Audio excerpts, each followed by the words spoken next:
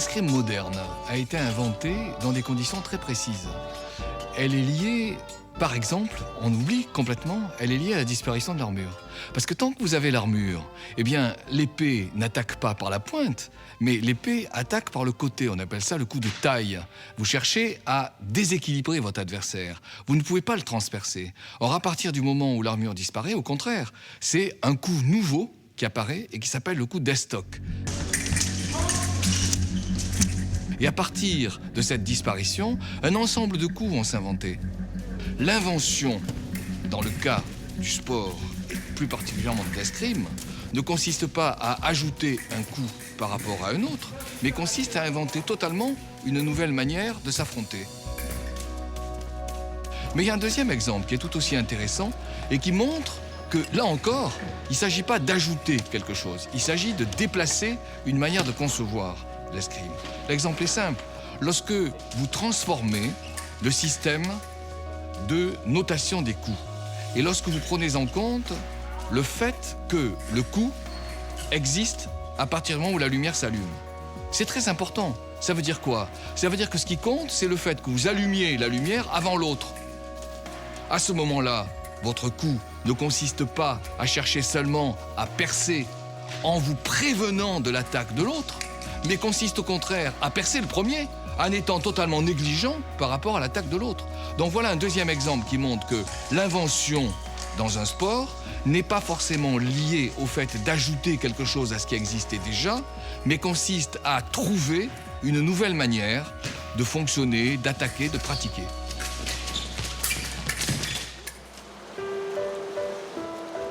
Alors, le cas de la nage, également, un exemple tout à fait parlant, parce que, d'abord, il existe plusieurs nages. Tout le monde le voit. Mais ces nages, elles n'ont pas toutes existé en même temps. Le crawl, c'est une invention très récente. Dans un premier temps, c'est la brasse qui a existé. Et la brasse privilégiait, par exemple, le fait de tirer avec les bras sans donner une grande importance aux jambes. Et puis, les jambes ont fini par avoir plus d'importance. Mais surtout, ce qui est tout à fait marquant, c'est que les techniques se sont complexifiées. Le fait de faire intervenir dans une pratique les jambes auxquelles on ne songeait pas consiste bien entendu à la transformer, mais consiste à prendre en compte des forces que l'on négligeait jusque-là. Or, là, il s'agit en revanche de trouver des forces nouvelles et, c'est vrai, d'ajouter à des forces anciennes des forces nouvelles. Dans toutes les pratiques, on va retrouver ce même exemple, à savoir comment faire appel à des forces auxquelles on ne songeait pas. Le lancer du poids est un exemple superbe, parce que les premiers lancers, ils se faisaient face au lancer. On ne va pas se tourner pour lancer une pierre dans un but que l'on a à regarder, qu'il faut regarder. Je pense à O'Brien, le premier, qui est un lanceur américain des années 50. Le lanceur se met à se tourner par rapport au lancer pour utiliser cette fois la force de pivotement et pas seulement la force des jambes. Donc là, on a bien un exemple où, d'un côté, il y a une rupture, puisqu'on lance de dos alors qu'auparavant, on lançait de face. Et en même temps, il y a une continuité, puisqu'on ajoute des forces à celles qui existaient jusque-là, les unes après les autres. Quel est le problème que pose la vitesse? Évidemment, trouver des forces. Mais en même temps, trouver de moindres résistances par rapport à l'air. Donc, un des défis, c'est arriver à traverser la pression qu'exerce l'air dans des conditions qui soient les plus efficaces possibles. Que vont trouver les skieurs? C'est Vuarnet, le Français qui a gagné les JO dans les années 60, qui a eu la médaille olympique de descente, qui s'est complètement courbé. Mais ça ne suffit pas de dire ça. Ça ne suffit pas. Il faut dire plus. Il faut dire que, à la fois, la résistance à l'air impose un changement de position. Mais elle impose aussi de nouveaux instruments. Le casque, par exemple. Mais ça ne suffit pas. L'habit. Il ne faut pas que l'habit flotte. Il faut que l'habit soit serré le plus possible. Et qu'est-ce que c'est qu'un exemple de transformation radicale? Prenons le cas du saut en hauteur. Les premiers sauteurs en hauteur se contentaient de grouper les jambes au-dessous de leur corps.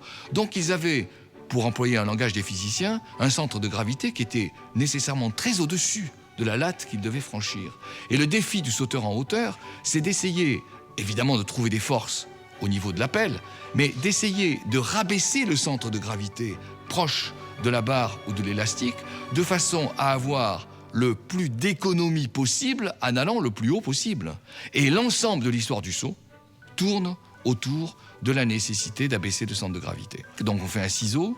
Pour rapprocher le bassin encore davantage, on change le dispositif et on va passer dans une situation qui frôle l'élastique, le rouleau ventral. Et puis, invention extraordinaire de Fosbury, qui n'a pas changé depuis 1968, Fosbury attaque la barre, non plus de face, mais de dos. De quoi faut-il aussi se préoccuper? Il faut se préoccuper des bras. Parce que le fait de lancer les bras, par exemple, vers le haut, va faciliter l'allègement du corps. Premier point.